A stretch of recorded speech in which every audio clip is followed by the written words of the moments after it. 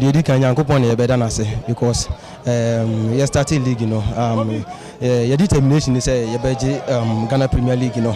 So you're bound to this game, you know. Now, we have to say, I was say, see a percentage league in the day. I was a match, you're banner bearing, and I'm paying Yankopon, so I had my yet Manasa victory. Last season, more pick 4 points. I was 6 points. I'm going to Kotoko a boy. This season, must have pick first 3 points. I'm going to Kotoko a baby boy. I didn't come on the moody.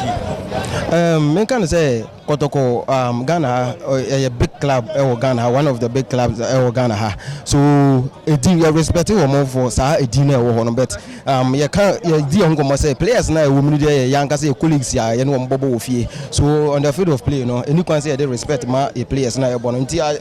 I think, say, and some I catch it one 18 this game. 4 wins, they were away.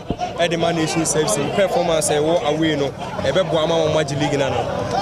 Menka say Tokoso say I think say Yankopon so be ya dum na complacency bi amama Yankopon the league in be my so matches in the blue away him so Mijili says a boss now can you say dia say Yankopon so ebe Boahen Magic League no. Before the start of the season now get me no again this year.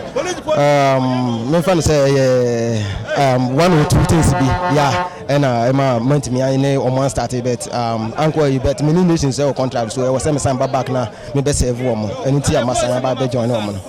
Last one before so last season naka all join it and we see me buy which material the police into our